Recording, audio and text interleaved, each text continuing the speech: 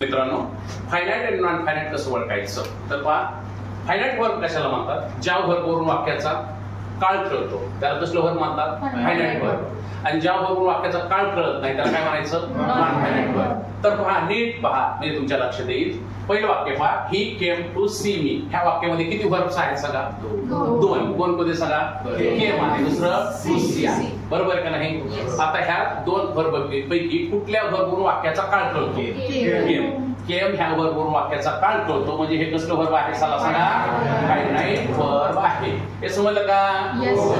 आता मला सांगा, टू सी ह्या वर्बवरून वाक्याचा काळ कळतो का? नाही. म्हणजे हे कसलं वर्ब आहे? चला, non finite verb. Non finite verb. मग लक्षात आलं असं, फायनाइट वर्ब कशाला म्हणजे? ज्या वर्बवरून काळ कळतो त्याला कसलं वर्ब म्हणायचं? फायनाइट. ज्या वर्बवरून काळ कळत नाही त्याला नॉन फायनाइट. मग ही फायनाइट हे वर्ब हे टेन्स वर्ब असणार आहे. कसलं वर्ब? टेन्स. म्हणजे ह्या टेन्स असणार आहे.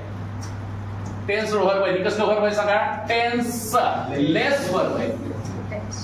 ही टेन्स वर्ब मध्ये काय सांगा? टेन्सलेस वर्ब आहे. आता दुसरा मुद्दा लक्षात घ्या. फायनाइट वर्बचा फॉर्म जो असतो का, तो फायनाइट वर्बचा फॉर्म वाक्यातील काळानुसार आणि कर्त्यानुसार बदलत असतो. काय सांगा?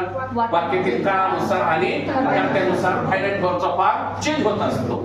तर non finite verb does not change its form according to the tense and the subject of a sentence. म्हणजे नॉन फायनाइट वर्बचा फॉर्म कर्त्यानुसार आणि काळानुसार बदलत नाही. आता इथं पहा, इथं काय सांगा? बघा, इथं काय सांगा? इथं काळ बदललाय, टेन्स बदललाय, म्हणजे इथं सब्जेक्ट आहे. इथं काय सांगा? कम्स. म्हणजे ह्याच्यात बदल झाला, ह्याच्यात बदल झाला, ह्याच्यात बदल झाला का? नाही. ह्याच्यात बदल झाला का? नाही. म्हणजे हे कशानुसार बदल? Finite verb. चाललो कसं का?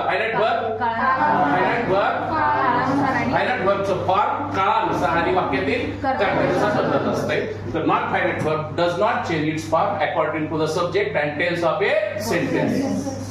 You understand? Yes.